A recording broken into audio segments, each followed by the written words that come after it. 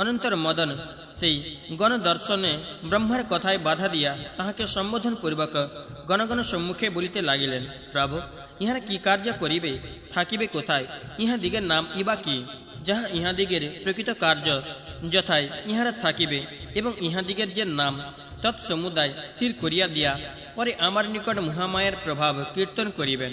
মার্কণ্ডেয় বলিলেন, সর্বলোক পিতামহ ব্রহ্মা মদন এই কথা শ্রবণে তাহার সহিতে পরামর্শ করিয়া গণদিগের কর্মাদি নির্দেশ করত তাহাদিগকে বলিলেন, ইহারা জন্মিবা মাত্র স্পষ্টভাবে বারংবার মার মার বলিয়াছিল, এই জন্য ইহাদিগের নাম হোক মার। আর মারাত্মক অর্থাৎ কামের অধীন বা সাংঘাতিক বলিয়াও ইহারা মার নামে অভিহিত হোক। ইহারা অবারিতভাবে সকল প্রাণীর বিঘ্ন সাধন করিবে। হে মনোভাব, তোমার অনুগমন করাই ইহাদিগের প্রধান কার্য হইবে। তুমি যখন যখন নিজ কার্য সাধন উদ্দেশ্য যথায় যথায় গমন করিবে, তখন তখন ইহারাও তোমার সাহায্যার্থ তথায় তথায় যাইবে। তুমি যাহাদিগের প্রতি অস্ত্র নিক্ষেপ করিবে, ইহারা তাহাদিগের মন উচ্চটন করিবে। জ্ঞানীদিগের জ্ঞানপথেও সর্বদা বিঘ্ন করিবে। সকল প্রাণীগণ যাহাতে সংসার বন্ধনের অনুকূল কার্য করে, বিঘ্ন থাকিলেও ইহারা সর্বতোভাবে তাহা করিবে। ইহারা বেগশালী ও কামরূপী হইয়া সর্বত্র থাকিতে পারিবে। তুমি এই গণের অধিনায়ক হইবে, আর ইহারা নিত্যকর্মীদিগের পঞ্চযজ্ঞাভ্যাংশ ভোগী ও উদকশায়ী হইবে।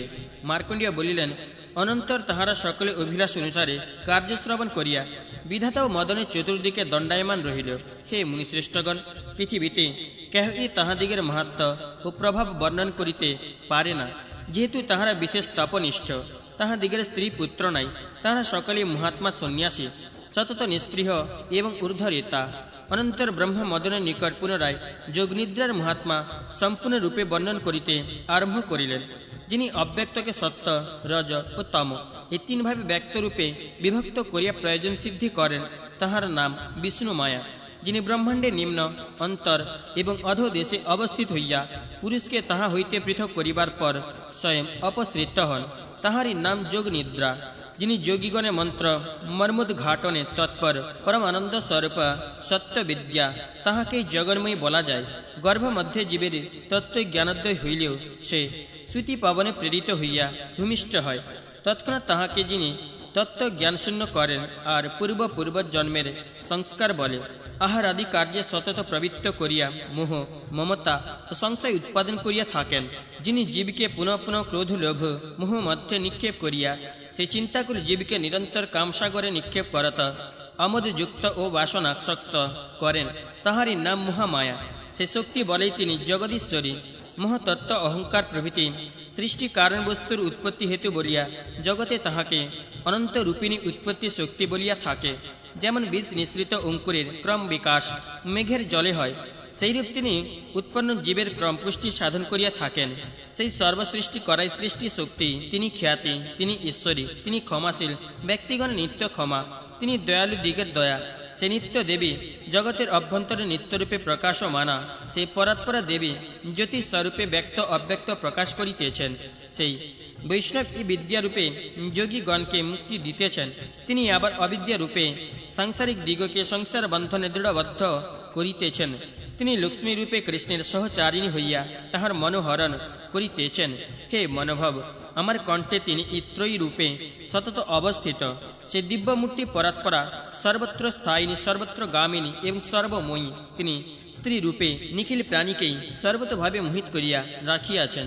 অধিকে কি তাহার প্রভাবে নারায়ণ প্রভৃতিও সর্বদা বিমোহিত। ষষ্ঠ অধ্যায় সমাপ্ত। সপ্তম অধ্যায় প্রারম্ভ। ব্রহ্মা ও কামের কথোপকথন। শিবকে মোহিত করিতে প্রযত্ন সম্পন্ন ব্রহ্মা এরূপে মহামায়া স্বরূপ বর্ণন করিয়া মদনকে পুনরায় বলিলেন, ইতিপূর্বে বিষ্ণু মায়া মহাদেব যাহাতে দ্বার পরিগ্রহ করেন, তাহা করিতে স্বীকার করিয়াছেন। স্মর, তিনি নিশ্চয়ই দাক্ষায়ণীরূপে জন্মগ্রহণ করিয়া মহাত্মা শম্ভুর সহচারিণী হইবেন, একথা তিনি নিজেই বলিয়াছেন। শঙ্কর যাহাতে দ্বার পরিগ্রহ করিতে অভিলাষী হন, এই নিজ দলবলে রতি এবং বসন্তের সহিত মিলিত হইয়া তুমিও তাহা করিতে থাকো। মদন, শিব দ্বার পরিগ্রহ করিলে আমরা কৃতকার্য হই, কেননা তাহা হইলে এই সৃষ্টি নিশ্চয়ই অবিচ্ছিন্নভাবে চলে। মার্কণ্ডেয় বলিলেন, হে দ্বিজশ্রেষ্ঠগণ, অনন্তর মনোভাব মহাদেবকে মোহিত করিতে তিনি যেভাবে চেষ্টা করিতেছিলেন তাহা ব্রহ্মার নিকট বলিতে লাগিলেন, ব্রাহ্মণ, আমরা শিবকে মোহিত করিতে তাহার সাক্ষাতে বা অসাক্ষাতে যে সকল কার্য করিতেছে তাহা বলি, শ্রবণ করুন। যখন শিব সংযত চিত্তে সমাধি অবলম্বন করিয়া থাকেন, হে লোকেশ, তখন আমি মোহকর মৃদু মন্দ সুগন্ধ শীতল পবন দ্বারা তাহাকে নিরন্তর বিজন করি। আমি স্বীয় পঞ্চবান এবং সরাসন গ্রহণ করিয়া তদীয় গণকে মোহিত করত তাহার সমীপে ভ্রমণ করি। তথায় আমি নিরন্তর সিদ্ধি মিথুন গণকে সুরত কার্যে ব্যাপৃত করিতেছি। সে সমস্ত হাব ভাবগণ ক্রমে সেই সিদ্ধ নরনারী গণে প্রবেশ করিতেছেন। হে পিতামহ, আমি শিব সমীপে গমন করিলে তত্রত কোনো প্রাণী বারংবার মিথুন ভাব না করিয়া থাকিতে পারে। আমি প্রবিষ্ট হইবা মাত্র তথাকার সকল প্রাণীবৃন্দই মুগ্ধ হইয়া থাকে। কেবল মহাদেব ও তাহার বৃষ মনোবিকার প্রাপ্ত হন না। যখন প্রমথপতি হিমালয় প্রস্থে গমন করেন বিধাতা, তখন আমিও রতি এবং বসন্ত সমভিবিহারে তথায় গমন করি। যখন তিনি সুমেরু পর্বতে মন্দর প্রস্থে বা কৈলাস পর্বতে গমন করেন, আমিও তখন তথায় গমন করি। যখন শিব ক্ষণকালের জন্য সমাধি ত্যাগ করিয়া অবস্থিতি করেন, তখন আমি তাহার সম্মুখে চক্রবাক মিথুনকে মোহিত করি। ব্রাহ্মণ, সেই চক্রবাক মিথুন হাব ভাব সম্পন্ন হইয়া অনবরত নানা রঙ্গে উত্তম দাম্পত্য পরিপাঠ করিতে থাকে।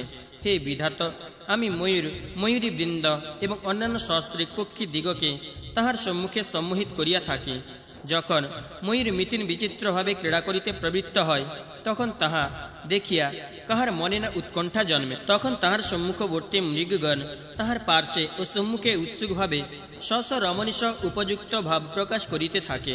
হে সর্বলোককৃত, কিন্তু তাহার এমন ছিদ্র আমি কখনো দেখিতে পাই না যে তদীয় শরীরে সরক্ষেপ করিব। আমি অনেক দেখিয়া স্থির করিয়াছি, রমণী সঙ্গ ব্যতীত মহাদেবকে মোহিত করিতে স্বসহায় চেষ্টা করিয়াও সমর্থ হইব না। হে মহাভাগ, আবার বসন্ত তাহাকে মোহিত করিবার জন্য আপনার অনুরূপ যে কার্য নিত্য করিতেছেন অথচ ফলদায়ক হইতেছে না, তাহা শ্রবণ করুন।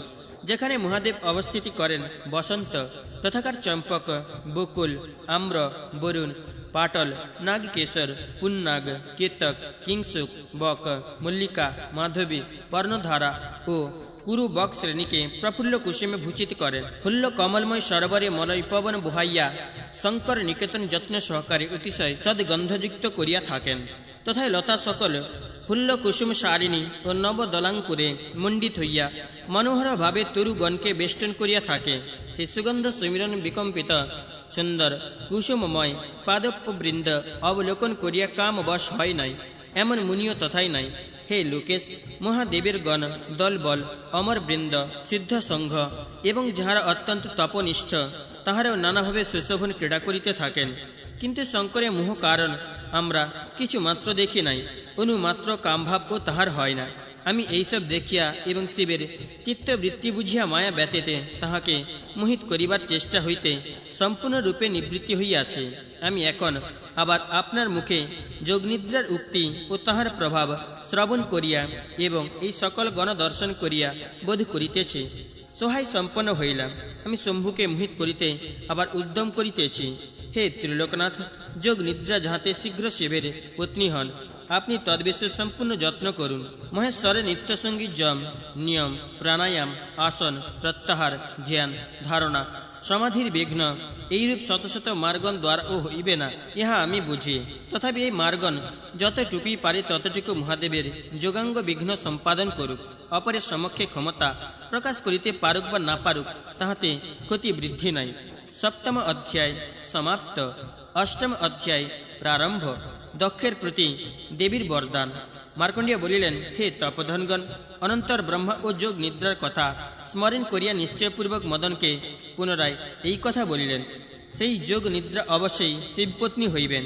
তুমিও তাহার যথাশক্তি সাহায্য করো।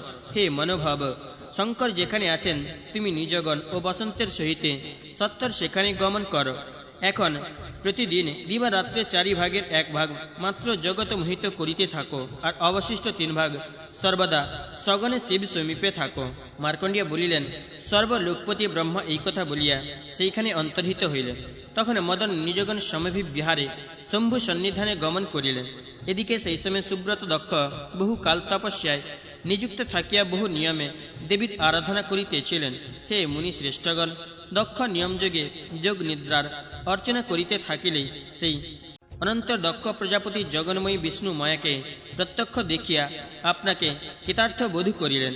সেই সিংহ বাহিনী ঘন ঘটা শ্যামলা সু উচ্চ পিন পয় ধরা নীলোৎপল ধারিণী বরা ভয় দায়িনী চারু বদনা চতুর্ভুজা খড়গধারিণী সর্বগুণশালিনী আরক্ত নয়না আলু লাইতি রুচির কুন্তলা মনোহারিণী সর্বমঙ্গলা মহামায়াকে দেখিয়া প্রজাপতি দক্ষ বিনম্র ভাবে কন্দরে পরম প্রীতি সহকারে তাহার স্তব করিতে লাগিলেন। তুমি জগতের আনন্দকারিণী, সৃষ্টি স্থিতি প্রলয় রূপা আনন্দময়ী দেবী, তুমি মঙ্গলময়ী নারায়ণের লক্ষ্মী। তোমাকে স্তব করি।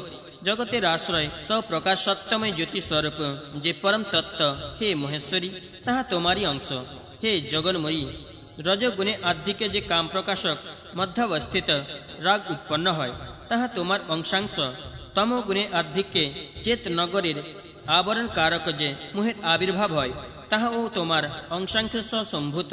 তুমি লোকমোহিনী নির্মলা বিশুদ্ধ রূপা পরাৎপরা, তুমি ত্রিরূপা অর্থাৎ ত্রিগুণাত্মিকা বা ব্রহ্ম বিষ্ণু মহেশ্বর স্বরূপা। ঋগ যজ সামবেদ তোমার মূর্তি, তুমি এ বিপন্ন জগতের একমাত্র গতি। মাধব যে নিজ মূর্তি দ্বারা পৃথিবী ধারণ করিতেছেন, সর্বজগতের উপকারকারিণী সেই মূর্তি তোমারই।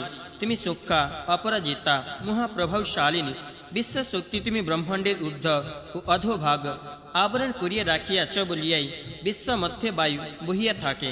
হে পরম মাত্রা রূপিণী, নিখিল পদার্থের উৎপত্তি হেতু সত্যময় নিরালম্ব নিষ্কল নির্মল যে পরম জ্যোতিকে যোগীগণ চিন্তা করেন, সে তত্ত্ব তোমার অন্তর্গোচর।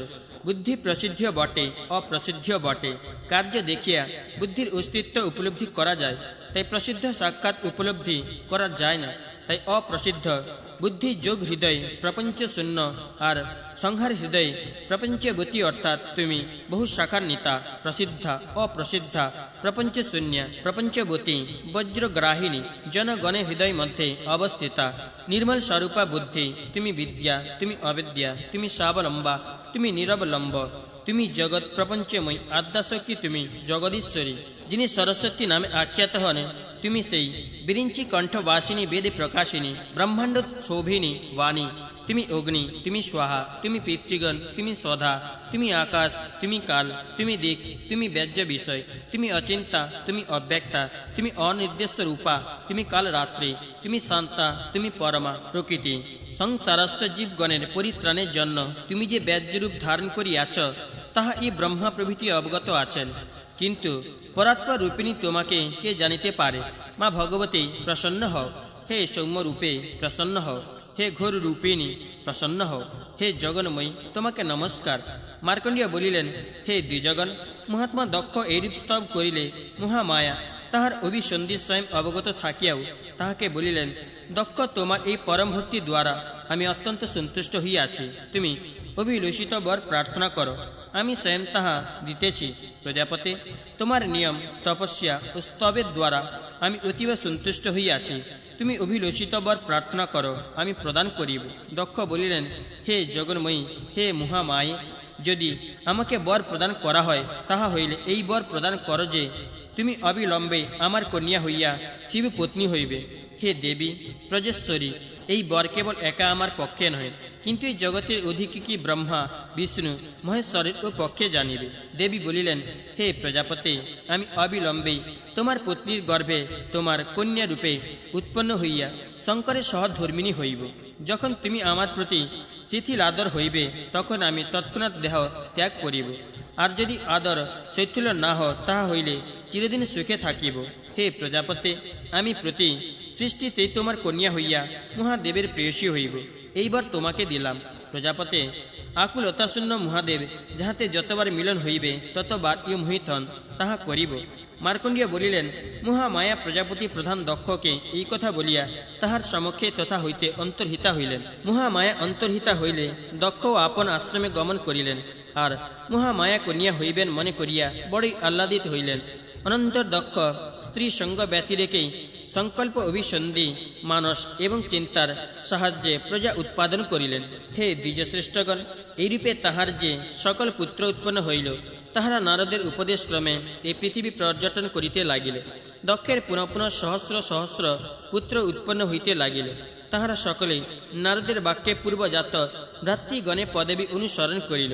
হে দ্বিজোত্তমগণ, তোমরা সকলে ভূমণ্ডলে এক একজন সৃষ্টিকর্তা, অতএব এই বিস্তৃত ভূভাগের উপান্ত প্রান্ত একবার সম্পূর্ণ রূপে দেখো। দক্ষ তনয়গণ নারদের এই কথায় প্রেরিত হইয়া পৃথিবী পর্যটনে প্রবৃত্ত হইলেন, আজিও প্রতিনিবৃত্ত হইলেন না। অনন্ত দক্ষ মৈথুন ধর্মে প্রজা উৎপাদন করিবার নিমিত্ত ইচ্ছানুরূপা বীরন তনয়কে বিবাহ করিলেন। হে সাধু প্রধানগণ, তাহার নাম বীরিনী এবং অশ্লীকি। হে দ্বিজোত্তমগণ, দক্ষ প্রজাপতি তাহাতে প্রথম সংকল্প হইল, অর্থাৎ ইহার গর্ভে সন্তান হোক, এই প্রথম অভিসন্ধি হইলেই তাহার গর্ভে সদ্য মহামায়া উৎপন্ন হইলেন। তিনি উৎপন্ন হইবা মাত্র প্রজাপতি অত্যন্ত প্রীত হইলেন এবং সেই দুহিতার উজ্জ্বল তেজ দেখিয়া বুঝিতে পারিলেন ইনি সেই মহামায়া। তিনি উৎপন্ন হইলে পুষ্প বৃষ্টি হইতে লাগিল, মেঘমালা বাড়ি ধারা বর্ষণ করিতে লাগিল, দিগমণ্ডল প্রশান্ত ভাব ধারণ করিল। দেবগণ নবস্থলে অবস্থিত হইয়া মঙ্গলবাদ্য বাজাইলেন। হে নরোত্তমগণ, তিনি ভূমিষ্ঠ হইলে নির্বাণ অগ্নি জ্বলিয়া উঠিল।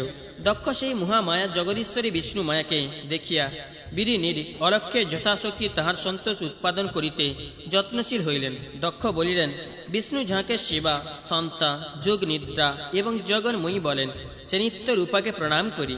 বিধাতা যাহার নিয়োগে জগৎ সৃষ্টি করিয়াছেন, জগৎপতি বিষ্ণু যাহার আদেশ পালন করিতে তৎপর, যাহার আজ্ঞা রুদ্র সংহারকারী, সেই মহিয়সী দেবীকে নমস্কার করি। নির্বিকারা নির্মলা অপ্রমেয়া প্রমা প্রমাণ প্রমেয় রূপিণী প্রমাবতী সুখাত্মিকা দেবীকে প্রণাম করি। যে ব্যক্তি বিদ্যা অবিদ্যা রূপিণী পরাৎপরা তোমাকে ধ্যান করে, ভোগ ও মুক্তি তাহার করতলস্থ।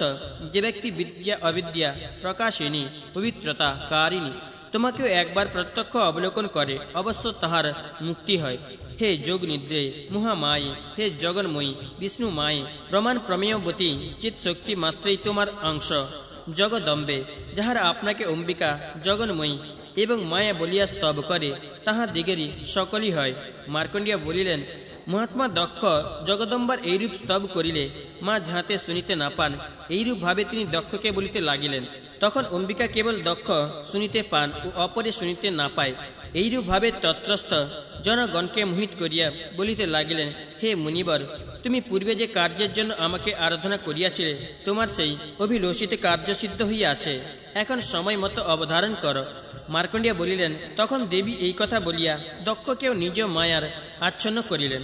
আপনি শৈশবভাব অবলোকন করিয়া জননী পার্শ্বে রোদন করিতে লাগিলেন। অনন্তর বেরিনী সযত্নে যথোচিতভাবে মুখচক্ষু প্রভৃতি মার্জনা করিয়া দিয়া শিশু পালনবিধি অনুসারে তাহাকে স্তন্যপানাদি করাইতে লাগিলেন। তিনি বীরিনী ও মহাত্মা দক্ষ কর্তৃক পালিত হইয়া শুক্লপক্ষের শশধরের ন্যায় দিন দিন বৃদ্ধি পাইতে লাগিলেন। হে দ্বিজ শ্রেষ্ঠগণ, যেমন সমস্ত মনোহর কলা চন্দ্রে প্রবেশ করে, সেইরূপ তদীয় গুণাবলী শৈশবেই তাহাতে দেখা দিল। যখন তিনি সখী মধ্যে নিজভাবে ক্রীড়া করিতেন, তখনই নিরন্তর মহাদেবের প্রতি মূর্তি লিখিতেন। যখন তিনি বাল্যচিত গান করিতে প্রবৃত্ত হইতেন, তখন অন্য কথার পরিবর্তে উগ্রস্থান, হররুদ্র, স্মর শাসন এই সকল কথাই তাহার স্মৃতি মধ্যে আসিত।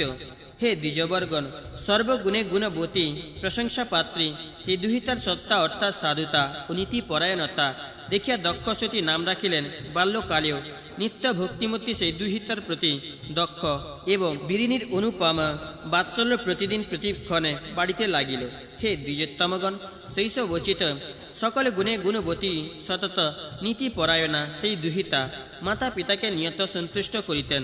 অনন্তর একদা তিনি পিতার পার্শ্বে বসিয়া আছেন, এমন সময় ব্রহ্মা ও নারদ ভূমণ্ডলের রত্নভূতা সেই কন্যাটিকে দেখিতে আসিলেন। সতীও ব্রহ্মা এবং নারদকে দেখিয়া হৃষ্ট চিত্তে সবিনয়ে প্রণাম করিলেন। বিধি নারদ প্রণামের পর বিনয়াবনতা সতীর প্রতি দৃষ্টিপাত করত এই আশীর্বাদ করিলেন, যিনি তোমাকে কামনা করিতেছেন আর তুমি যাহাকে পতি করিতে অভিলাষিনী, সে সর্বজ্ঞ জগদীশ্বরী তোমার পতি হউন। হে কল্যাণী, যিনি তোমা ব্যতীত অপর রমণী গ্রহণ করেন না এবং করিবেন ও না, তোমার সেই অনন্য সদৃশ্য পতি লাভ হোক। হে দ্বিজবর্গণ, তাহারা এই কথা বলিয়া অনেকক্ষণ দক্ষালয় অবস্থিতি করিলেন। তৎপরে দক্ষের নিকটে বিদায় লইয়া স্বস্থানে গমন করিলেন। অষ্টম অধ্যায় সমাপ্ত। নবম অধ্যায় প্রারম্ভ। দাক্ষায়নীর ব্রত। মার্কণ্ডিয়া বলিলেন, অনন্তর সতী শৈশব অতিক্রম করিয়া শোভন যৌবনে পদার্পণ করিলেন। তখন সেই সহজ সর্বাঙ্গ সুন্দরী প্রজাপতি দক্ষ দুহি তাকে প্রাড়ৌঢ় যৌবন দেখিয়া চিন্তা করিতে লাগিলেন, এই কন্যাকে মহাদেবের হস্তে সম্প্রদান করিব কি রূপে। অনন্তর সতী আপনিও মহাদেবকে পাইবার আশয়ে মাতৃ আদেশে গৃহস্থির চিত্রিত মহাদেবের আরাধনা করিতে লাগিলেন। আশ্বিন মাসের নন্দনকা নামনি অষ্টমীতে গৌড়দন ও লবণ দ্বারা মহাদেবের পূজা করিয়া বন্দনা করিতে লাগিলেন। এই রূপে সেই দিন অতিবাহিত করিলেন। কার্তিক মাসের চতুর্দশীতে বিবিধ পায়স পিষ্টক দ্বারা শিবের আরাধনা করিয়া সেই পরমেশ্বরকে স্মরণ করিতে লাগিলেন। অগ্রহায়ণ মাসের কৃষ্ণপক্ষের অষ্টমীতে জবৌদন ও তিল দ্বারা দেবাদিদেবের আরাধনা করিয়া সেই দিন অতিবাহিত করিলেন। সেই সতী পৌষ মাসের কৃষ্ণপক্ষের সপ্তমী নিশাতে জাগরণাদি করিয়া প্রাতকালে কৃষ্ণরান্ন তিল মুগ্ধ স্নিগ্ধ ওদন দ্বারা মহাদেবের পূজা করিলেন। তিনি মাঘ মাসের পূর্ণিমাতে রাত্রি জাগরণ করিয়া নদী তীরে আর্দ্র বসনে শিব পূজা করিলেন। আর সম্পূর্ণ মাঘ মাসে তৎকাল সম্ভূত বিবিধ পুষ্প ফল দ্বারা শিব পূজা নিরত হইয়া সংযতাহারে থাকিলেন। ফাল্গুন মাসের কৃষ্ণপক্ষের চতুর্দশীতে রাত্রি জাগরণ করিয়া বিল্বপত্র দ্বারা বিশেষ রূপে শিব পূজা করিলেন। সতী চৈত্র মাসের শুক্লপক্ষের চতুর্দশীতে দিবসে ও রাত্রিতে পলাশ কুসুম দ্বারা শিব পূজা করিলেন এবং শিবকে স্মরণ করত সেই দিবারাত্রি অতিবাহিত করিলেন। তিনি বৈশাখ মাসের শুক্লপক্ষের তৃতীয়াতে জবদন দ্বারা শিব পূজা করিলেন।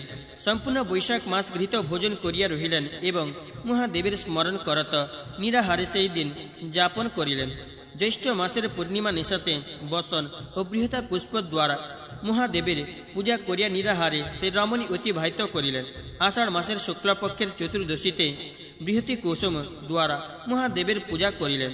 শ্রাবণ মাসের শুক্লপক্ষের অষ্টমী এবং চতুর্দশীতে যজ্ঞোপবীত বস্ত্র এবং কুশ দ্বারা শিব পূজা করিলেন। ভাদ্র মাসের কৃষ্ণপক্ষের ত্রয়োদশীতে নানাবিধ পুষ্প ও ফল দ্বারা শিব পূজা করিয়া পরদিন চতুর্দশীতে জলপান করিয়া থাকিলেন। যখন সতী এই ব্রতারম্ভ করেন তখনই সাবিত্রী সমভি বিহারে ব্রহ্মা লক্ষ্মী সমভি বিহারে ভগবান বাসুদেব যথায় গণপরিবৃত মহাদেব অবস্থিত ছিলেন। সেই হিমালয় প্রস্থে তদীয় সমীপে গমন করিয়াছিলেন। মহেশ্বর ব্রহ্মা ও বিষ্ণুকে সস্ত্রীক সমাগত দেখিয়া যথোচিত সম্ভাষণপূর্বক তাহাদিগের আগমন প্রয়োজন জিজ্ঞাসা করিলেন। মহাদেব তাহাদিগকে দাম্পত্য প্রেমে আবদ্ধ দেখিয়া দ্বার পরিগ্রহ করিতে মনে মনে কিঞ্চিত অভিলাষ করিলেন। অনন্তর তোমাদিগের আগমন প্রয়োজন যথার্থ রূপে বলো, তোমরা কি জন্য আসিয়াছ? এখানে তোমাদিগের কি প্রয়োজন আছে? মহাদেব এই কথা জিজ্ঞাসা করিলে সর্বলোক পিতামহ ব্রহ্মা বিষ্ণু কর্তৃক প্রণোদিত হইয়া মহাদেবকে বলিলেন, হে ত্রিলোচন, আমরা যে জন্য আসিয়াছি তাহা শ্রবণ করো। হে বৃষধ্বজ, দেব তাদের জন্য বিশেষত সৃষ্টি রক্ষার জন্যে আমরা আসিয়াছি। শম্ভু, আমি প্রতিবারের এবং এই জগৎ সৃষ্টি করি, বিষ্ণু পালন করেন, তুমি সংহার করিয়া থাকো। তোমাদিগের উভয়ের সাহায্যে আমি আমার কর্তব্য কার্য করিতে সমর্থ। বিষ্ণু তোমার ও আমার সাহায্যে পালন কার্যে সমর্থ হন। তুমিও আমাদিগের উভয়ের সাহায্য ব্যতীতে সংহার করিতে সমর্থ হও না। অতএব হে বৃষধ্বজ, আমাদিগের পরস্পর কার্যে পরস্পরের সাহায্য করা উচিত, নতুবা জগৎ থাকে না। হে মহেশ্বর, কোন অসুর আমার বদ্ধ হইবে, কোন অসুর নারায়ণ বদ্ধ হইবে, কোন অসুর তোমারও বদ্ধ হইবে। কতকগুলি সুর বৈরী তোমার পুত্রের বদ্ধ, কতকগুলি আমার আত্মজ দিগের বদ্ধ, কতকগুলি বা মায়ের বদ্ধ হইবে। তুমি সর্বদা যোগরত, রাগ দেশাদি শূন্য ও দয়া মাত্র সার হইলে তোমার বদ্ধ অসুর সকলের আর বধ হইবে না। হে এসে, হে বৃষধ্বজ, অথচ তাহাদিগের বধ না হইলে বারে বারে উপযুক্ত মত সৃষ্টি স্থিতি প্রলয় হইবে না। হে হর, যদি সৃষ্টি স্থিতি প্রলয় না করা গেল তাহা হইলে আমাদিগের মায়ের শরীর ভেদ হওয়ার আবশ্যকতা নাই। আমরা সকলেই এক, কেবল কার্যভেদে রূপভেদ হইয়াছে। সে কার্যভেদ যদি সিদ্ধ না হইল তাহা হইলে রূপভেদের প্রয়োজন বা কি? আমরা একই, ত্রিবিধ হইয়া বিভিন্ন স্বরূপ হইয়াছি। মহেশ্বর, এই সনাতন তত্ত্ব জানিও মায়া ও কার্যভেদে বিভিন্ন রূপ ধারণ করাতে কমলা, সরস্বতী, সাবিত্রী ও সন্ধ্যা হইয়াছেন। হে মহেশ্বর, নারী প্রবৃত্তি ও অনুরাগের মূল। স্ত্রী পরিগ্রহের পর কাম ক্রোধাদির উৎপত্তি হয়। কাম ক্রোধাদির উৎপত্তি হেতু অনুরাগ উৎপন্ন হইলে প্রাণীগণ যত্নপূর্বক বৈরাগ্য হেতুকে পরিত্যাগ করে। সঙ্গই অনুরাগ বৃক্ষের মহৎ ও প্রথম ফল। সঙ্গ হইতে কাম, কাম হইতে ক্রোধের উৎপত্তি, বৈরাগ্য এবং নিবৃত্তি। শোক বশতও হয়, স্বভাব বলেও হয়। সংসার পরান্মুখ ব্যক্তির কদাপি সঙ্গ হয় না। তাহা হইলেই হে মহেশ্বর তাহার দয়া ও শান্তি উপস্থিত হয়। তখন অহিংসা, ক্ষমা এবং জ্ঞান মার্গের অনুসরণের প্রবৃত্তি হয়। তুমি তপনিষ্ঠ, সঙ্গহীন এবং সতত দয়াযুক্ত হইলে তোমার অহিংসা ও সতত শান্তি হইবে। তাহা হইলে তোমার পশুর বধে প্রযত্ন হইবে কি রূপে? দ্বার পরিগ্রহণ না করিলে যে যে দোষ তৎসমস্তই তোমাকে বলিলাম। অতএব হে জগদীশ্বর, তুমি দেবগণের নহে জগতের হিতার্থে তুমি এক সুশোভনা রমণীর পানি গ্রহণ করো। বিষ্ণুর যেমন লক্ষ্মী, আমার যেমন সাবিত্রী, সেরূপ তোমার যিনি সহচরী হইবেন হে শম্ভু, এখন তুমি তাহার পানি গ্রহণ করো। মার্কণ্ডেয় বলিলেন, মহাদেব ব্রহ্মার এই কথা শ্রবণে মুখ তুলিয়া ঈষৎ হাস্য করত নারায়ণ সমীপে তাহাকে বলিতে লাগিলেন। ঈশ্বর বলিলেন, ব্রাহ্মণ, জগতের জন্য তুমি যাহা বলিলে তাহা ঠিক বটে, কিন্তু সম্পূর্ণরূপে ব্রহ্মচিন্তাই আমার স্বার্থ। সেই স্বার্থ ব্যাঘাত ভয়ের জগতের হিতকার কার্যেও আমার প্রবৃত্তি হইতেছে না। তথাপি আমি যেরূপ জগতের হিতানুষ্ঠান করিতে পারি তাহা বলিতেছি। হে মহাভাগ, আমার উচিত কথা শ্রবণ কর। যিনি ভাগে ভাগে আমার তেজ গ্রহণের সমর্থা হইবেন, আমার ভার্যা করিবার জন্য তাদৃশ কাম রূপিণী যোগিনী রমণী নির্দেশ কর। আমি যোগযুক্ত হইলে যোগযুক্তা হইবে, আমি কামাসক্ত হইলে মোহিনী হইবে। হে ব্রাহ্মণ, এইরূপ বর বর্ণিনী রমণী কে বলিয়া দাও, আমি ভার্যা করিতে প্রস্তুত আছি। বিদবিদ পণ্ডিতগণ যাহাকে অক্ষয় অবিনাশী বলিয়া থাকেন, সেই সনাতন পরম জ্যোতিকে চিন্তা করিব। যদিও চিন্তায় আসক্ত হইয়া গাঢ় সমাধিস্থ হইব। যে রমণী তাহাতে বিঘ্ন না করিবে, সেই আমার ভার্যা হইতে পারিবে। তুমি, আমি বা বিষ্ণু, আমরা সকলেই পরম ব্রহ্মের অংশ। হে মহাভাগ, তাহার চিন্তা করা আমার দিগের উচিত। হে কমলাসন, তদীয় চিন্তা ব্যতীতে আমি ক্ষণকালও থাকিতে পারি না। অতএব বলিয়া দাও, কে সতত আমার কর্মের অনুগামিনী রমণী, আমি তাহাকে বিবাহ করিতে পারি। মার্কণ্ডেয় বলিলেন, সর্বজগৎপতি ব্রহ্মা মহাদেবের এই কথা শুনিয়া স্মিত মুখে হৃষ্ট চিত্তে এই কথা বলিলেন। ব্রহ্মা বলিলেন, মহাদেব, তুমি যেরূপ চাহিতেছ সেইরূপ রমণী আছে। সতী নাম্নী শুভা ননা দক্ষ তনয়া, তোমার প্রার্থনা রূপ রমণী সেই বুদ্ধিশালিনী তোমার ভার্যা হইবেন। তিনি তোমাকে পাইতে অভিলাষিনী হইয়া তোমার প্রতি সাধনোদ্দেশে তপস্যা করিতেছেন জানিও। হে দেব দেবেশ, তুমি সর্বান্তর্যামী, সকলেই জানিতেছ। মার্কণ্ডেয় বলিলেন, অনন্তর ব্রহ্মার বাক্য শেষ হইলে ভগবান মধুসূদন বলিলেন, ব্রহ্মা যাহা বলিলেন তাহা তুমি করো। শিবে করিব বলিলে ব্রহ্মা, সাবিত্রী, লক্ষ্মী নারায়ণ হৃষ্ট চিত্তে স্বস্থানে গমন করিলেন। শিবের সেই কথা শ্রবণ করিয়া মদন, রতি এবং মদনের বন্ধুবর্গ বিশেষ হর্ষযুক্ত হইলেন। অনন্তর মদন শিব সমীপে গমন পূর্বক বসন্তকে সতত নিযুক্ত রাখিয়া প্রচ্ছন্ন রূপে অবস্থান করিতে লাগিলেন। নবম অধ্যায় সমাপ্ত। দশম অধ্যায় প্রারম্ভ। দাক্ষায়ণীকে শিবের বর প্রদান। মার্কণ্ডেয় বলিলেন, অনন্তর সতী পুনরায় আশ্বিন মাসের শুক্লাষ্টমীতে উপবাস করিয়া দেবদেব মহাদেবকে ভক্তিভাবে পূজা করিলেন।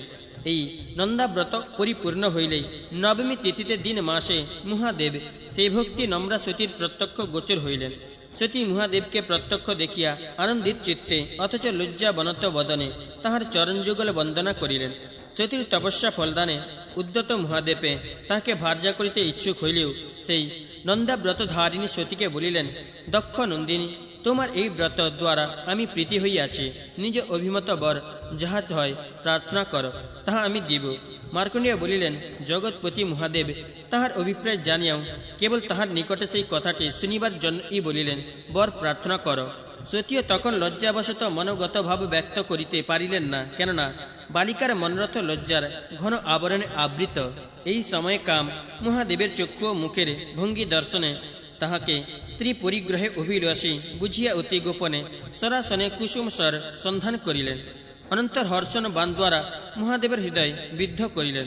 তখন হর্ষান্বিত পরমেশ্বর শম্ভু পরম ব্রহ্ম চিন্তা ভুলিয়া বারবার সতীর প্রতি দৃষ্টিপাত করিতে লাগিলেন। অনন্তর মনোভাব মোহবাণ দ্বারা শিবকে বিদ্ধ করিলেন। তখন হর্ষযুক্ত সেই মহাদেব অত্যন্ত মোহিত হইলেন। হে দ্বিজোত্তমগণ, তিনি তখন শুধু কাম বাণে নহে, মায়া প্রভাবেও মোহিত হইয়া হর্ষ ও মোহের ভাব প্রকাশ করিতে লাগিলেন। অনন্তর সতী কথঞ্চিত নিজ লজ্জা সংযত করিয়া মহাদেবকে বলিলেন, আমার অভিলষিত বরদান কর। তখন সেই কথা শেষ না হইতেই বৃষধ্বজ সেই বাক্যের প্রতিধ্বনির ন্যায় দাক্ষায়ণীকে বারবার বলিলেন, তুমি আমার ভার্যা হও। সতী নিজ অভিষ্ট ফল সাধন এই শিব বাক্য শ্রবণ করত মনোমত। হে দ্বিজোত্তমগণ, চারু হাসিনী সতী কাম ভাবপন্ন শিবের সম্মুখে নিজ হাবভাব প্রকাশ করিতে লাগিলেন। হে বিপেন্দ্রগণ, তখন শৃঙ্গার রস স্বীয় ভাব সমুদায় গ্রহণ পূর্বক তাহাদিগের উভয়ের অভ্যন্তরে প্রবেশ করিল। কলা এবং হাব ইহারও উপযুক্ত মত প্রবিষ্ট হইল। স্ফটিকোজ্জ্বল মহাদেবের সমীপে সে স্নিগ্ধ দলিতাঞ্জন সমপ্রভা দাক্ষায়ণী চন্দ্রমধ্যে কলঙ্ক রেখার ন্যায় শোভা পাইতে লাগিলেন। অনন্তর দাক্ষায়ণী মহাদেবকে বারবার এই বলিতে লাগিলেন যে, হে জগদীশ্বর, আমার পিতাকে জানাইয়া আমাকে গ্রহণ কর। দেবী সতী অল্প অল্প হাসিতে হাসিতে সেই ওই কথা বলিলেন। কাম মোহিত মহাদেব তখনই আমার ভার্যাহ বলিতে লাগিলেন। অনন্ত রুতি বসন্ত সহ মদন এই ব্যাপার দেখিয়া শিবকে হস্তগত করিতে সতত যত্নশীল থাকিলেন এবং আপনাকে আপনি ধন্যবাদ দিতে লাগিলেন। হে দ্বিজোত্তমগণ, অনন্ত দাক্ষায়ণী সম্মুখে আশ্বাস দিয়া হর্ষ মহাক্রান্তভাবে মাতৃ সমীপে গমন করিলেন। মহাদেব ও হিমালয় প্রস্থে আপনার আশ্রমে প্রবিষ্ট হইয়া দাক্ষায়ণী বিরহ দুঃখ ভোগ করিতে লাগিলেন। দ্বার পরিগ্রহ করিবার জন্য পদ্মজনী ব্রহ্মা যাহা বলিয়াছিলেন, ভূতপতি বিরহ দুঃখে কাতর হইয়াও তাহা স্মরণ করিলেন। কেবল জগতের উপকারার্থে ব্রহ্মা যাহা পূর্বে বলিয়াছিলেন তাহা স্মরণ করিয়া বৃষধ্বজ এখন ব্রহ্মাকে চিন্তা করিলেন। মহাদেব স্মরণ করিবা মাত্র পরমেষ্টি ইষ্ট সিদ্ধি আহ্লাদিত হইয়া সেই ত্রিশূলের সমীপে উপস্থিত হইলেন। বিরহ কাতর মহেশ্বর হিমালয় প্রস্থে যেখানে অবস্থিত ছিলেন, সাবিত্রী সহ ব্রহ্মা তথায় উপস্থিত হইলেন। অনন্তর সাবিত্রী সহ ব্রহ্মাকে দেখিয়া সতী বিরহ কাতর উৎকণ্ঠিত চিত্ত মহেশ্বর তাহাকে বলিলেন, ব্রাহ্মণ, তুমি যে পূর্বে জগতের উপকারার্থ আমাকে দ্বার পরিগ্রহ করিতে বলিয়াছিলে তাহা এখন আমার স্বার্থ বলিয়া বোধ হইতেছে। দাক্ষায়ণী সতী অতি ভক্তিভাবে আমার আরাধনা করে। তৎকর্তৃক প্রপূজিত হইয়া আমি যখন তাহাকে বর দিতে চাইলাম, তখন মদন সতী সমীপে মহাস্বর্ণিকর দ্বার আমাকে বিদ্ধ করে। হে কমলাসন, আমি মায়া মোহিত হওয়াতে তাহার প্রতিকার করিতে সমর্থ হই নাই। ব্রাহ্মণ, আমি দেখিলাম সতীরও ইহা ই অভিলাষ যে আমি তাহার ব্রত ও ভক্তিবশে প্রীত হইয়া তাহার ভর্তা হই। অতএব হে প্রজাপতে, তুমি জগতের হিতের জন্য এবং আমার জন্য যত্ন করো। দক্ষ যাহাতে আমাকে আহ্বানপূর্বক কন্যা দান করে তাহা করো। দক্ষের গৃহে যাও, আমার কথা তাহাকে বলো গিয়া, যাহাতে আমার সতী বিরহ দূর হয় তাহা করো। মার্কণ্ডিয়া বলিলেন, মহাদেব প্রজাপতি সমীপে এই কথা বলিলেন। তখন সাবিত্রীকে দেখিয়া শিবের সতী বিরহ দুঃখ দ্বিগুণ হইয়া উঠিয়াছিল। ব্রহ্মা কৃতকার্য ও আনন্দিত হইয়া শিবকে সম্বোধন পূর্বক জগতের হিতকর বাক্য বলিতে লাগিলেন। ভগবান মহাদেবে, তুমি যাহা বলিলে তাহা নিশ্চয়ই জগতের জন্য। হে বৃষধ্বজ, তোমার বা আমার স্বার্থ একেবারেই নাই। দক্ষ নিজেই তাহার কন্যাকে তোমার হস্তে সম্প্রদান করিবে। আমিও তোমার কথা দক্ষ সমীপে বলিব। মার্কণ্ডিয়া বলিলেন, লোক পিতামহ ব্রহ্মা মহাদেবকে এই কথা বলিয়া শীঘ্রগামী রথে আরোহণ পূর্বক দক্ষ ভবনে গমন করিলেন। এদিকে দক্ষ ও সতী প্রমুখাত সমস্ত বৃত্তান্ত অবগত হইয়া চিন্তা করিতেছিলেন, আমি কি উপায়ে মহাদেবকে কন্যা দান করিব। মহাদেব প্রসন্ন হইয়া এখানে আসিয়াছিলেন বটে, কিন্তু যখন চলিয়া গিয়াছেন তখন আর যে তিনি নিজে আমার কন্যা প্রাপ্তির চেষ্টা করিবেন এমন তো বোধ হয় না। তবে কি তাহার নিকটে সত্তর আমি দূত পাঠাইব না, ইহা ও ভালো হয় না। কেননা যদি তিনি অপেক্ষা করেন তো প্রয়োজন সিদ্ধ হইবে না। কিংবা বৃষধ্বজ আপনি আমার কন্যার স্বামী হন, মনে করিয়া তাহাকে পূজা করি। আমার কন্যা ও শিব আমার স্বামী হন কামনা করিয়া ভক্তিভাবে তাহার পূজা করিয়াছিল, তাহাতে শিব তাহাকে বর দিয়াছেন। দক্ষ এইরূপ চিন্তিত হইয়া আছেন। ইত্যাবসরে বিধাতা সাবিত্রী সমবি বিহারে হংস বিমানে তাহার সম্মুখে আসিয়া উপস্থিত হইলেন। দক্ষ বিধাতাকে দেখিবা মাত্র প্রণাম ও যথোচিত সম্ভাষণ করিয়া বসিতে আসন দিলেন, আর স্বয়ং বিনয় নম্রভাবে তথায় অবস্থিত করিলেন। হে বিপেন্দ্রগণ, অনন্ত দক্ষ চিন্তিত থাকিলেও তৎকালে আনন্দিত হইয়া সর্বলোকপতি ব্রহ্মকে তথায় তাহার আগমন প্রয়োজন জিজ্ঞাসা করিলেন। হে জগৎগুরু, কি উদ্দেশ্যে এখানে পদার্পণ করিয়াছেন বলুন। কেবল পুত্র স্নেহবশত বা কোনো কার্য উপলক্ষে আপনি এই আশ্রমে উপস্থিত হইয়াছেন। মার্কণ্ডিয়া বলিলেন, সুমহাত্মা দক্ষ ব্রহ্মকে এইরূপ জিজ্ঞাসা করিলে তিনি দক্ষ প্রজাপতিকে আনন্দিত করত হাসিতে হাসিতে বললেন, দক্ষ, আমি যে জন্য তোমার নিকট আসিয়াছি তাহা শুনো।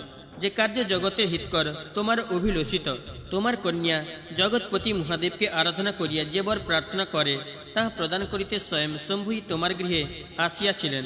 এখন শম্ভু আবার তোমার কন্যার জন্য আমাকে পাঠিয়াছেন। এখন যাহা ভালো হয় বিবেচনা করো। শঙ্কর বর দিতে আশা অবধি তোমার কন্যা বিহনে ক্ষণকালে তরেও স্তুতি পাইতেছেন না। মদন ছিদ্র পাইয়া সেই জগদীশকে সকল পুষ্পস্বর দ্বারা বিশেষ রূপে যুগপদবিদ্ধ করিয়াছে। তিনি কামবানে বিদ্ধ হইয়া আত্মচিন্তা ত্যাগ করিয়াছেন। এখন কেবল সতীকে চিন্তা করতে সামান্য লোকের ন্যায় ব্যাকুল হইয়া রহিয়াছেন। গিরিশ এখন সতী বিরহে কার্যান্তর প্রসঙ্গেও কথা কহিতে কহিতে তাহা ভুলিয়া গিয়া নিজ পারিষদগণ সমীপেই কোথায় সতী বলিয়া ফেলেন, বৎস, আমি, তুমি, মদন এবং মরিচি প্রভৃতি মুনিবর্গণ আমরা পূর্ব হইতে যাহা ইচ্ছা করিতেছি এখন তাহা সিদ্ধ হইল। তোমার কন্যা শিবের আরাধনা করিয়াছেন। এখন শিব ও তাহাকে ধ্যান বলে প্রসন্ন করিতে অভিলাষী হইয়া হিমালয় পর্বতে অবস্থান করিতেছেন। যেমন সতী নানাবিধ ভাবে এবং নন্দাব্রত দ্বারা শম্ভুর আরাধনা করিয়াছেন, এখন শম্ভু আবার সেইরূপ সতীর আরাধনা করিতেছেন। অতএব হে দক্ষ, মহাদেবের জন্য কল্পিত নিজের তনয়কে অবিলম্বে মহাদেবকে দান করো। শিবের ধন শিবকে দিয়া মধ্যে থেকে তুমি চরিতার্থ হও। আমি নারদকে লইয়া তাহাকে তোমার গৃহে আনিতেছি, তাহার জন্য কল্পিতে এই সতীকে তাহাকে দিও। মার্কণ্ডেয় বলিলেন, দক্ষ ব্রহ্মাকে যে আজ্ঞা বলিলে ব্রহ্মা শিব সমীপে গমন করিলেন। ব্রহ্মা গমন করিলে দক্ষ, দক্ষ পত্নী, দক্ষ তনয়া সকলে অমৃতা প্লুতের ন্যায় আনন্দপূর্ণ হইলেন। এদিকে কমলাসন ব্রহ্মা আনন্দ প্রসন্ন চিত্তে হিমালয় পর্বতস্থ মহাদেবের নিকটবর্তী হইলেন। বৃষধ্বজ সেই বিশ্বস্রষ্টাকে আসিতে দেখিয়া সতী প্রাপ্তি বিষয়ে মনে মনে বারবার সন্দেহ করিতে লাগিলেন। অনন্তর স্মর শাসন মহাদেব মদন ক্রীড়ন অবশ হইয়া দূর হইতে ব্রহ্মাকে শান্তভাবে বলিতে লাগিলেন। ঈশ্বর বলিলেন, এ সূর্যজ্যেষ্ঠ, তোমার পুত্র আমাকে সতী সম্বন্ধে কি বলিলেন বলো। দেখো যেন তোমার হৃদয় মদন স্বরে বিদীর্ণ না হয়। সূর্যজ্যেষ্ঠ, বিরহ সমস্ত প্রাণীকে পরিত্যাগ পূর্বক সতী বিনা আমার প্রতি ধাবমান হইয়া আমাকে ব্যথিত করিতেছে। ব্রাহ্মণ, আমি অন্য কার্য করিবার সময়ও সতত সতী সতী চিন্তা করি। সেই সতীকে আমি যাহাতে প্রাপ্ত হই তুমি শীঘ্র তাহার উপায় করো। ব্রহ্মা বলিলেন, বৃষধ্বজ, আমার পুত্র দক্ষ সতী সম্বন্ধে যাহা বলেন তাহা শোনো। তোমার অভিষ্ট সিদ্ধ হইয়াছে, স্থির করো। আমার পুত্র আমাকে বলিলেন, আমার কন্যা সতী মহাদেবের জন্য ই কল্পিত, অতএব তাহাকেই তো দেও। এই কার্যে আমার সম্পূর্ণ অভিলাষ বিশেষ আপনি বলিতেছেন। আমার কন্যা এই জন্যই স্বয়ং মহাদেবের আরাধনা করেন। মহাদেবের ও যত্নপূর্বক তাহার অন্বেষণ করিতেছেন। অতএব আমি মহাদেবকেই কন্যা দান করিব। বিধাত শম্ভু শুভলগ্নে শুভ মুহূর্তে আমার নিকট আগমন করুন। আমি তখন আমার কন্যাকে ভিক্ষা স্বরূপে তাহাকে সম্প্রদান করিব। দক্ষ আনন্দ সহকারে ইহা বলিয়াছেন। অতএব হে বৃষধ্বজ, তুমি সতীকে পাইবার জন্য শুভ মুহূর্তে তদীয় নিকেতনে গমন কর। ঈশ্বর বলিলেন, আমি তোমাকে এবং মহাত্মা নারদকে সঙ্গে লইয়া তথায় গমন করিব। অতএব হে জগৎ পূজ্য, সত্তর নারদকে স্মরণ কর, মরিচি প্রভৃতি মানস পুত্রগণকে স্মরণ কর। আমি যখন দক্ষ গৃহে গমন করিব তখন তাহাদিগকে এবং প্রমথগণকেও সঙ্গে লইব। অনন্তর ব্রহ্মা স্মরণ করিবা মাত্র নারদ ও অন্যান্য ব্রহ্মার মানস পুত্রগণ যথায় ব্রহ্মা ও মহাদেব অবস্থিত ছিলেন তথায় সমাগত হইলেন এবং কাম প্রভাব দর্শনে চিন্তাকুল হইলেন। দশম অধ্যায় সমাপ্ত। একাদশ অধ্যায় প্রারম্ভ। শিব বিবাহ। মার্কণ্ডেয় বলিলেন, পূর্বে বলিয়াছি ব্রহ্মা স্মরণ করিবা মাত্র নারদ এবং ব্রহ্মার অন্যান্য সমুদায় মানস পুত্রগণ যেন বায়ুচালিত হইয়া সমাগত হইলেন। তখন মহাদেব সে ঋষিবৃন্দ ব্রহ্মা ও প্রমথগণ সমভিবিহারে বিবাহের উপযুক্ত সময়ে সানন্দে দক্ষালয় যাত্রা করিলেন। প্রমথগণ আনন্দভরে শঙ্খ, পটহ, ডিন্ডিম, তুর্য ও বংশ প্রভৃতি বাদ্য বাজাইতে বাজাইতে শঙ্করের অনুগমন করিতে লাগিল। কতকগুলি প্রমথ করতলে তালবাদ্য করিয়া পদধ্বনি করত অতি বেগে বিমানারোহণে বৃষধ্বজের অনুগমন করিতে লাগিল। বিবিধাকার প্রমথগণ বাদ্য শব্দ শুনিয়া নানাবিধ শব্দে কোলাহল করত নির্গত হইল। অনন্তর দেব গন্ধর্ব ও অপ্সরগণ নিত্য গীতে বাদ্য ও আমোদ প্রামোদ করত সানন্দে বৃষধ্বজের অনুগমন করিতে লাগিলেন। হে বিপ্রশ্রেষ্ঠগণ, সেই তরুণতর গন্ধর্ব ও প্রমথ গণের শব্দে সমস্ত দিগমণ্ডল ও ভূমণ্ডল পরিপূর্ণ হইল। নিজ গণ পরিবৃত্ত কামদেবকে মহাদেবকে অত্যন্ত হর্ষিত ও মোহিত করত শৃঙ্গারবাসী সমভিবিহারে তাহার সমক্ষে তাহার অনুগমন করিতে লাগিলেন। মহেশ্বর বিবাহ করিতে গমন করিলে ব্রহ্মাদি সমুদয় দেববৃন্দ মৃচ্ছাক্রমে হে দ্বিজোত্তমগণ, তখন দিগমণ্ডল সুপ্রসন্ন হইল। অগ্নিত্রয় প্রশান্তভাবে প্রজ্বলিত হইতে লাগিল, পুষ্প বৃষ্টি হইতে থাকিল, সুগন্ধ পবন বহিতে লাগিল, বৃক্ষ সকল কুসুমিত হইল, অসুস্থ প্রাণীরাও সুস্থ ভাব ধারণ করিল। হংস, সারস, কলহংস, ময়ূর ও চাতক বৃন্দ যেন মহাদেবকে প্রেরণ করিবার জন্য সুমধুর শব্দ করিতে লাগিল। ভুজঙ্গ ব্যাঘ্র চর্ম জটাজুট এবং শশী কলাই তাহার বড় ভূষণ হইল। সেই ভূষণে তিনি সাতিশয় শোভা পাইতে লাগিলেন।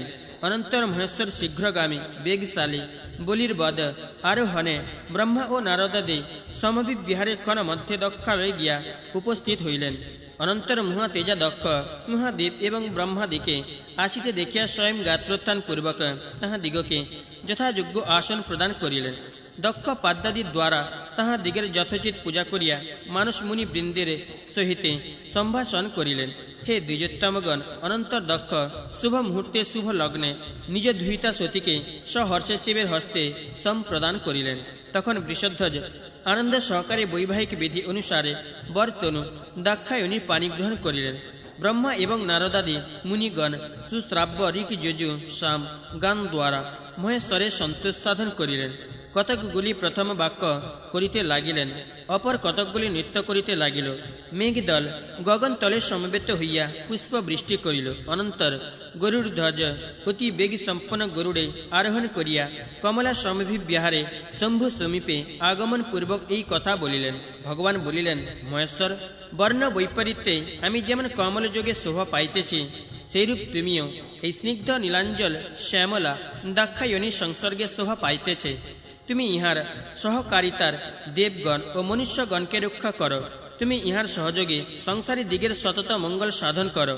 হে শঙ্কর, তুমি ইহার সাহায্যে যথাযোগ্য রূপে দস্যুগণকে সংহার করিবে। যে ব্যক্তি ইহাকে দেখিয়া বা ইহার রূপ লাবণ্যের কথা শুনিয়া ইহার প্রতি স্বাভিলাষ হইবে, হে ভূতনাথ, তুমি তাহাকে বধ করিবে। এ বিষয়ে বিচার বিতর্ক করিতে হইবে না। মার্কণ্ডেয় বলিলেন, হে দ্বিজগণ, সর্বজ্ঞ মহাদেব হৃষ্ট চিত্ত পরমেশ্বর নারায়ণকে প্রীতি ভরে তাহা ই হইবে বলিলেন। অনন্তর ব্রহ্মা চারু হাসিনী দক্ষ নন্দিনীকে দেখিয়া কামাবিষ্ট চিত্তে তাহার মুখাবলোকন করিতে লাগিলেন। ব্রহ্মা বারবার সতীর মুখের দিকে সতৃষ্ণ দৃষ্টি নিক্ষেপ করিতে লাগিলেন। তখন তিনি অবশ হইয়া আবার ইন্দ্রিয় বিকার প্রাপ্ত হইলেন।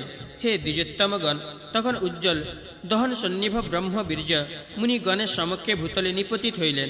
হে দ্বিজবর্গণ, অনন্তর সেই বীর্য হইতেই সম্বর্ত, আবর্ত, পুষ্কর এবং দ্রোণ নামে নির্ঘোষকারী মেঘ চতুষ্ট গর্জন ও বারিধারা বর্ষণ করত উৎপন্ন হইল। সেই মেঘদল গগনমণ্ডল আচ্ছন্ন করিলে এবং ঘোর তরক গর্জন করিতে থাকিলে মহাদেব দাক্ষায়ণী দেবীকে দেখিয়া অত্যন্ত কামমোহিত হইলেন। তখন শঙ্কর কাম মোহিতে হইলেও নারায়ণের বাক্য স্মরণে চুল উদ্যত করিয়া ব্রহ্মাকে বধ করিতে অভিলাষী হইলেন। ব্রহ্মাকে বধ করিবার জন্য শম্ভু চুল উদ্যত করিলে মরিচি, নারদ প্রভৃতি দ্বিজবর্গণ হাহাকার করিতে লাগিলেন।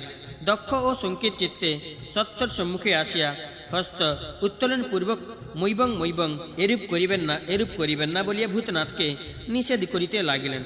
অনন্তর মহেশ্বর দক্ষকে সম্মুখবর্তী দেখিয়া নারায়ণ বাক্য স্মরণ করাইতে করাইতে এই কথা বলিলেন। হে বিপ্রবর প্রজাপতে, নারায়ণ এইমাত্র এইখানে যাহা বলিলেন আমিও তাহা করিতে স্বীকার করিয়াছি।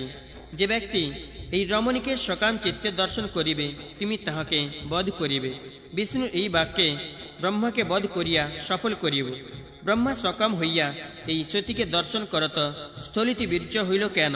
যখন অপরাধ করিয়াছে তখন অবশ্যই ইহাকে বধ করিব।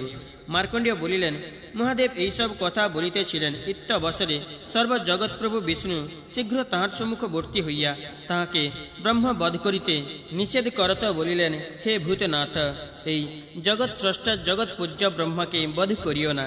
ইনি সতীকে তোমার ভার্যা করিয়া দিয়াছেন। শম্ভ, এই চতুরানন প্রজা সৃষ্টি করিবার জন্যে প্রাদুর্ভূত হইয়াছেন। ইনি বিনষ্ট হইলে জগৎ সৃষ্টি করিতে পারে এমন প্রাকৃত পুরুষ এখন আর নাই। আমরা তিনজনে এই পুনঃ পুনঃ সৃষ্টি স্থিতি সংহার করি। তন্মধ্যে সামঞ্জস্য মত কোনো কার্য এই ব্রহ্ম করেন, কোনো কার্য আমি করি, কোনটি বা তুমি করো। এই তিনজনের মধ্যে একজন বিনষ্ট হইলে তাহার কার্য করিবে কে? অতএব হে বৃষধ্বজ, তুমি বিধাতাকে বধ করিও না। ঈশ্বর বলিলেন, তুমি এই চতুরাননকে বধ করিবার প্রতিজ্ঞা পূর্ণ করিব। সৃষ্টিকর্তার অভাব হয় আমি স্থাবর জঙ্গম প্রজা সৃষ্টি করি, অথবা আমি নিজ তেজ প্রভাবে অন্য বিধাতা সৃষ্টি করিব। তিনি আমার আদেশে সর্বদা সৃষ্টি করিবেন। প্রভু, আমি এই বিধাতাকে বিনাশ করিয়া প্রতিজ্ঞা পালন করত একজন সৃষ্টিকর্তা সৃজন করিব। হে চতুর্ভুজ, এই কার্য করিতে আমাকে বারণ করিও না। মার্কণ্ডেয় বলিলেন, চতুর্ভুজ গিরিশের এই কথা শুনিয়া প্রসন্ন মুখে ঈষৎ হাস্য করত পুনরায় বলিলেন, এ কাজ করিও না। হে দ্বিজোত্তমগণ, তিনি ঈশ্বরকে বলিলেন, নিজের উপর ওই প্রতিজ্ঞা পূর্ণ করা উচিত হয় না। অনন্তর শম্ভু পুনরায় বলিলেন, বিধাতা আমার আত্মা কিরূপে এই অগ্রবর্তী বিধাতা প্রত্যক্ষতই ভিন্ন বলিয়া লক্ষিত হইতেছে। তখন ভগবান গরুড়ধ্বজ মহাদেবের সন্তোষ সাধন করত মুনিগণ সম্মুখে হাস্য করিয়া বলিলেন, ব্রহ্মা তোমা হইতে ভিন্ন নহেন, তুমি ব্রহ্মা হইতে ভিন্ন নহ, আমিও তোমাদিগের উভয় হইতে ভিন্ন নহি। আমাদিগের আত্মা চিরদিন অভিন্ন, প্রধান অপ্রধান, খণ্ড অখণ্ড ও সাকার জ্যোতির্ময় নিরাকার স্বরূপে অবস্থিত। আমার এই দুই ভাগ, তোমরা দুইজন, আর আমি এক ভাগ। তুমি বা কে, আমি বা কে, আর ব্রহ্মাই বা কে? পরম আত্মস্বরূপী আমরাই এই বিভিন্ন তিন অংশ, সৃষ্টি স্থিতি সংহারের কারণ। তুমি আপন মনে আত্মচিন্তা করো, মনে করো জগন্মণ্ডল আত্মার উপর প্রতিষ্ঠিত, আর ব্রহ্মা বিষ্ণু মহেশ্বরে অভিন্ন ভাবহৃদয় গাঢ় প্রবিষ্ট করো। হে হর, যেমন এক ব্যক্তির এই মস্তক ও গ্রীবাদি ভেদে অনেক অঙ্গ, সেইরূপ আমরাও তিন অংশ। সেই যে আত্ম পরপ্রকাশ কূটস্থ অব্যক্ত অনন্ত নিত্য দীর্ঘ হ্রস্বাদে বিশেষণ বর্জিত পরাৎপর পরম জ্যোতি, তাহাই আমরা, ভিন্ন নহি। মার্কণ্ডেয় বলিলেন, মহাদেব তাহার এই কথা শুনিয়া বিমোহিত হইলেন। তিনি এই অভিন্নতা অবগত থাকিলেও অন্য চিন্তায় তাহা বিস্তৃত হওয়াতে বিভিন্ন রূপে প্রতীয়মান ব্রহ্মা বিষ্ণু মহেশ্বরের অভিন্নতা এবং একরূপ দেবত্রয়ের বিশেষণ ভেদের কথা গোবিন্দকে পুনরায় জিজ্ঞাসা করিলেন। অনন্তর নারায়ণ শিব কর্তৃক জিজ্ঞাসিত হইয়া দেবত্রয়ের অভিন্নতা কীর্তন ও একত্ব প্রদর্শন করিলেন। তখন মহাদেব নারায়ণের মুখ কোমল কোষ হইতে ব্রহ্মা বিষ্ণু মহেশ্বরের অভিন্ন পুরতা শ্রবণ ও স্বরূপ দর্শন করিয়া কুসুম মধু সন্নিভ আরক্তবর্ণ বিধাতাকে আর বধ করিলেন না। একাদশ অধ্যায় সমাপ্ত। দ্বাদশ অধ্যায় প্রারম্ভ। ব্রহ্মা বিষ্ণু মহেশ্বরের অভেদ। ঋষিগণ বলিলেন, হে দ্বিজ পুঙ্গব, জনার্দন শিবের নিকট ব্রহ্মা বিষ্ণু মহেশ্বরের যে অভিন্নতা কীর্তন করিয়াছিলেন তাহা আমরা শুনিতে ইচ্ছা করি। বিপ্রবর গরুড়ধ্বজ কি রূপেই বা ত্রিদেবের একত্ব প্রদর্শন করিলেন তাহা বলুন, আমাদিগের অত্যন্ত কৌতূহল জন্মিতেছে। মার্কণ্ডেয় বলিলেন, দেবত্রয়ের অভেদ প্রতিপাদন ও একত্ব প্রদর্শন বিবরণ পরম পবিত্র পরম গোপনীয়, মুনিমণ্ডলী তাহা শ্রবণ করুন। হে মুনিবর্গণ, গোবিন্দ শিব কর্তৃক জিজ্ঞাসিত হইয়া সাদরে তাহাকে সম্বোধন পূর্বক দেবত্রয়ের অভেদে কীর্তন করিতে লাগিলেন। পূর্বে জগৎ ছিল না, এই পরিদৃশ্যমান সমস্তই প্রসুপ্তের নেতম গুণের দুর্ভেদ্য আবরণে আবৃত্ত, অলক্ষ্য ও অপরিজ্ঞাত ছিল। তখন দিবারাত্রি ছিল না, পৃথিবী ছিল না, জ্যোতি ছিল না, আকাশ ছিল না, জল ছিল না, বায়ু ছিল না, অধিক অন্য কিছুই ছিল না। থাকিবার মধ্যে সূক্ষ্ম নিত্য অতীন্দ্রিয় অব্যক্ত ও বিশেষণ অদ্বয় জ্ঞানময় এক পরম ব্রহ্ম ছিলেন। হে ভূতনাথ, আর ছিলেন সর্বগত সনাতন প্রকৃতি পুরুষ ও জগৎ কারণ অখণ্ড কাল। হে মহেশ্বর, সেই যে এক পরম ব্রহ্ম আমার দিগের এই রূপত্রয়, তাহার ই অর্থাৎ তিনি এই তিন রূপে বিভক্ত। সেই জগদীশ্বরী কাল নামে তার একটি নিত্যরূপ আছে, তাহা অনাদি অনন্ত এবং নিজের কোনো না কোনো অংশ বিশেষের জনকতা সম্বন্ধ সত্তা প্রযুক্ত সর্বভূতেরই কারণ, অর্থাৎ দণ্ডক্ষণ মুহূর্তাদি কালের অংশ।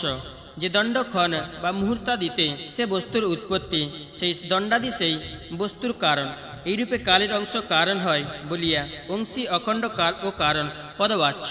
অনন্তর স্বয়ং ব্রহ্ম সৃষ্টি করিবার অভিপ্রায় প্রকৃতিকে বিক্ষোভিত করিয়া স্বপ্রকাশ শক্তি বলে নিরূপম ভাস্কর রূপে প্রকাশিত হন।